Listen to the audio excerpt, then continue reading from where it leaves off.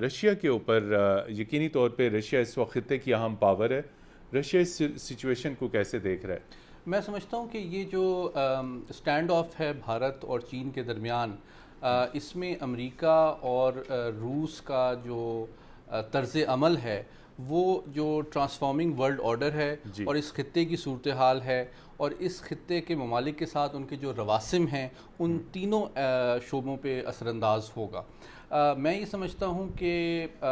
روس میں یہ صلاحیت موجود ہے کیونکہ اس کے قریبی تعلقات ہیں بیجنگ کے ساتھ بھی اور نئی دلی کے ساتھ بھی، اور آپ جانتے ہیں ایون اسلام آباد کے ساتھ بھی تعلقات میں بہت بہتری آئی ہے۔ تو میں سمجھتا ہوں کہ اس کے اندر ایز کمپیئر ٹو امریکہ یہ زیادہ اہلیت موجود ہے کہ اس کی اگر کبھی فیوچر میں مصالحت کی کوشش کی جائے تو اس کے امکانات موجود ہیں۔ لیکن امریکہ چونکہ اس کا جھکاؤ بہت زیادہ بھارت کی جانب ہو چکا ہے، جس کے حوالے سے پاکستان اور چین دونوں کو تشویش پائی جاتی ہے، تو اس لیے اس خطے کی جیو پالیٹکس میں اس کو ایک نیوٹرل یا ایک بیلنسڈ یا آنیسٹ بروکر کے طور پہ جو تینوں سٹیک ہولڈرز ہیں وہ اس کو دیکھیں گے نہیں۔ تو میں سمجھتا ہوں گریجولی امریکہ کا اثر و رسوخ، ٹرسٹ اور کانفیڈنس اس خطے میں اب بتدریج کم ہوتا ہوا مجھے نظر آ رہا ہے۔ جی ایمبیسڈر مسعود خالد صاحب، آپ رشیا کے اوپر جو نقطہ تھا وہ آپ نے فرمایا تھا کہ اس میں کوئی تشنگی رہ گئی تھی، وہ آپ جی دیکھیے بات یہ ہے کہ چین جو ہے میرا خیال ہے خود ہی اپنے تئیں اپنے طور پر کوشش کرے گا کسی قسم کی بھی مصالحت، لیکن اس کے لیے یہ جو لداخ کا ریجن اس ہے معاملے کو حل کرنے کے لیے وہ اگر وہ جو اس کو سفارتکاری پیسیفائی کرنا ہے تو وہ سفارتکاری کے ذریعے کرے گا، اس کو امریکہ کی اور میرا خیال ہے روس کی اتنی ضرورت نہیں مدد پڑے کی گی، ضرورت نہیں ہوگی، اس لیے کہ چین کا اپنا ایک پروفائل ہے، چین کی اپنی کی سٹینڈنگ ہے، اور چین نے بھی یہ کہا ہے ابھی ان کے دفتر خارجہ کے ترجمان نے کہ ہم دونوں آپس میں بات کر رہے ہیں and we are capable of sort of resolving the issue. تو مطلب ایک قسم کا انہوں نے پازیٹیو میسج دینے کی کوشش کی ہے، انڈیا نے بھی کوئی اسی قسم کی بات کی ہے۔ لیکن یہ جیسے لداخ کا جو ریجن ہے جی دس از امپورٹنٹ، ان کا لنک ہے سنچیانگ اور تبت کے ساتھ، روڈ بنی ہوئی ہے، اگر وہاں پر انٹروژن ہوتی ہے یا انڈیا وہاں پر دخل اندازی کرتا ہے یا اپنے tries to sort of grab دی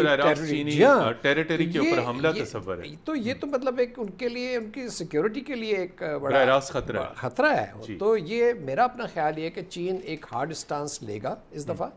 اور جو کچھ کرے گا اپنے طور پہ کرے گا۔ چین کے روس کے ساتھ بڑے اچھے تعلقات ہیں نو ڈاؤٹ، اور اگر روس بھی اس کو کوئی لیکن سوال یہ ہے کہ روس جو محمد علی صاحب نے بات کی، بڑی اچھی بات کی کہ جو اس وقت جو دنیا کے اور اس ریجن کے حالات چینج ہو رہے ہیں اس میں آیا روس یہ رول پلے کرنا چاہے گا؟ یہ بھی ایک بڑا سوال ہے۔ ہمارے ساتھ اس وقت ٹیلی فون لائن پر موجود ہیں جو چائنیز افیئرس کے ایکسپرٹ ہیں اور ڈپٹی ڈائریکٹر ہیں China centre national university of science and technology یعنی نس میں، ضمیر احمد اوان صاحب۔ ضمیر احمد اوان صاحب السلام علیکم، آپ اس لداخ کے اوپر چین اور ہندوستان کے تنازع کو کیسے دیکھ رہے ہیں؟ اس وقت ایسا ہوتا تھا کہ چین جو ہے وہ ہندوستان کے اندر داخل ہو جاتا تھا اور پھر نکل آتا تھا، اور کبھی کبھار ہندوستان چین کے علاقے میں داخل ہو کے چھوڑ جاتا تھا۔ لیکن ابھی جو ریسنٹ ڈیولپمنٹ ہوئی ہے وہ ذرا سیریس نوعیت کی ہے۔ اس کے پیچھے جو ضروری چیز ہے وہ ہمیں سمجھنے کی وہ یہ ہے کہ ہندوستان لداخ میں ایک ایئر بیس بنا رہا ہے، اور وہ ایئر بیس جو ہے وہ بڑا ہی خطرناک ہے، پاکستان کے لیے بھی خطرناک ہے، لیکن اس سے بڑھ کے چائنا کے لیے وہ بہت زیادہ خطرناک تھا، کیونکہ امریکہ اور ہندوستان میں ایک معاہدہ ہوا ہے جس کے مطابق ہندوستان کے سارے ایئر بیسز، سارے ملٹری بیسز جو ہیں وہ امریکہ استعمال کر سکتا ہے۔ اس کا مطلب یہ ہوا کہ امریکہ جب چاہے لداخ کے ایئر بیس کو استعمال کر کے چین کے خلاف کارروائی کر سکتا ہے۔ اس خطرے کی پیش نظر ظاہر بات ہے کہ چائنا نے کچھ نہ کچھ تو کرنا تھا، انہوں نے اب اس علاقے پہ پیش قدمی کی ہے جو لداخ کا سب سے امپورٹنٹ علاقہ ہے، جہاں سے اس کی سپلائی لائن ہے، جہاں سے مین روڈ ہے اور ایئر بیس کے بالکل قریب ترین ہے۔ تو میرے خیال میں چین کا یہ قدم جو ہے چین کی اپنے تحفظ میں بھی ہے اور اس سے پاکستان کو بھی فائدہ ہوگا۔ ضمیر امان صاحب یہ بتائیے کہ یہ کشیدگی کم کیسے ہو سکتی ہے؟ اس میں کوئی بین الاقوامی طاقتیں اپنا رول ادا کر سکتی ہیں؟ چین اپنے تئیں اس کشیدگی کو کم کرنے کی کوشش کرے گا؟ میرے خیال میں ہندوستان میں نہ تو اتنی سکت ہے نہ اتنا طاقت ہے کہ وہ اس کشیدگی کو بڑھائے. جو ہو گیا اس پہ ہندوستان خاموش رہے گا اور دل دل میں کوٹتا رہے گا. اور رہا تعلق بین الاقوامی طاقتوں کا تو میرے خیال میں اس پر ساری دنیا جو کووڈ-19 کے پینڈیمک کے ان چیزوں میں الجھی ہوئی ہے, کسی کے پاس اتنی فرصت نہیں ہے کہ وہ شاید آ کے کوئی انفلوئنس کرے اور اس مسئلے کو انوالو بھی ہونا چاہے. بلکہ یہ ہوگا میرے خیال میں کہ کیونکہ یہ ڈسپیوٹڈ علاقہ تھا اور اس کی کوئی ایسے بہت کلیئر کٹ باؤنڈری لائن نہیں تھی, وہ لائن آف ایکچوئل کنٹرول جو ہے وہ بھی کوئی بہت زیادہ واضح نہیں تھی, تو میرے خیال میں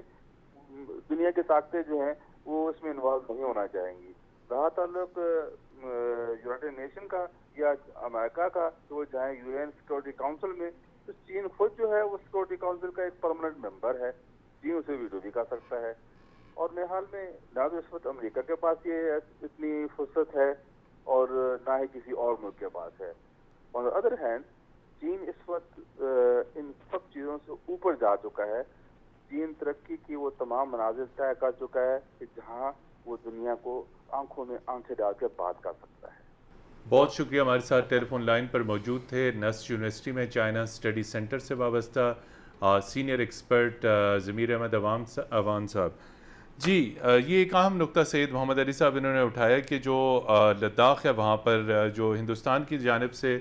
ممکنہ طور پہ جو ایئر بیس کی تیاری ہے اس کے مد نظر یہ بھی ہے کہ مستقبل میں کسی بھی صورتحال میں اس ایئر بیس کو امریکہ چین کے خلاف استعمال کر سکتا ہے. بہت عرصے سے امریکہ کی پاکستان کے ناردرن ایریاز میں بھی ایک اسٹریٹجیکلی امپورٹنٹ ایک پلیس کے اوپر بڑی گہری نظر تھی. تو یہ ساری گیم جتنی الٹیمیٹلی چین کے گرد مستقبل میں کوئی نہ کوئی اپنے اتحادی جمع کرنا, ایئر بیسز بنانا تاکہ چین کے خلاف مستقبل میں کسی بھی قسم کی محاذرائی امریکہ کی جانب سے شروع کی جا سکے. جی دیکھیے, بنیادی طور پہ جو گلوبل جیو پالیٹکس ہے نا, میں یہ سمجھتا ہوں مختصراً اس کی پولیرٹی میں تیزی سے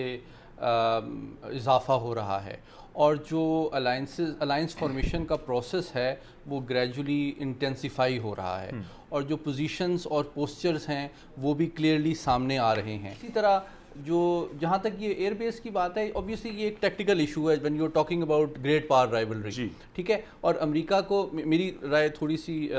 چیمہ صاحب سے مختلف اس لیے ہے کہ دیکھیے امریکہ کی جو کیپیبلٹی ہے نا ملیٹریلی اگر ہم بات کریں تو ابھی بھی امریکہ دنیا کی سب سے بڑی طاقت ہے. اس کے فوجی اعتبار سے بہت بڑی قوت ہے, فوجی اعتبار سے چین کا, اور اگر ہم جو اوپن سورس میں انفارمیشن موجود ہے اس کو بھی ہم ایک ریفرنس کے طور پہ لیں تو جو امریکہ کا دفاعی بجٹ ہے وہ چین سے 3 سے 4 گنا زیادہ ہے. ان کی جو نیوی ہے وہ بہت بڑی ہے, 7 فلیٹس ہیں اس کے, ٹھیک ہے. ان کے جو ایون نیوکلیئر ویپنز ہیں ان کی تعداد, مقدار, معیار میں بہت فرق ہے. چائنا نے ابھی ان کے جو بلسٹک میزائل نیوکلیئر سبمرینز ہیں انہوں نے ریسنٹلی پیٹرولز شروع کیے ہیں. تو اگر ہم دفاعی اعتبار سے بات کریں تو ابھی بھی ان میں بہت ایسیمیٹری ہے, جس کا ادراک جو چین کی قیادت ہے اس کو بخوبی ہے. اس لیے وہ بھی کسی قسم کی بڑے پیمانے پہ مخاصمت مول لینا امریکہ سے ان اپنے مفاد میں نہیں سمجھتے ہیں. اس لیے جس طرح امبیسڈر صاحب نے بالکل صحیح فرمایا کہ ان کا اپنا انٹرسٹ یہ ہے, اور دے آر کنونسڈ کہ وہ کسی تنازع میں شامل نہیں ہونا چاہتے اور اپنے ترقی کے سفر کو جاری رکھنا چاہتے ہیں, اور اپنے ارد گرد کے جو ایک پیسفل نیبرہڈ کا ان کا ویژن ہے اس کو لے کے بتدریج اس علاقے میں ڈیولپمنٹ, اکنامک پروگریس اور اسٹیبلٹی کو وہ پروموٹ کرنا چاہتے ہیں. تو وہ کوئی ایسی ڈیولپمنٹ کو وہ تشویش کی نگاہ سے دیکھتے ہیں جو کہ ان کے اس گرینڈ اسٹریٹجی کو ڈسرپٹ کر سکے. اس لیے البتہ بھارت بھی, میں یہ سمجھتا ہوں اس کی جو توقعات ہے, آپ کے ناظرین کو یہ بتانا بہت ضروری ہے کہ یہ بہت امپورٹنٹ واقعہ اس وجہ سے ہے اسٹریٹجکلی, کیونکہ یہ امریکہ کی جو غلط فہمیاں اور خوش فہمیاں نئی دہلی کے حوالے سے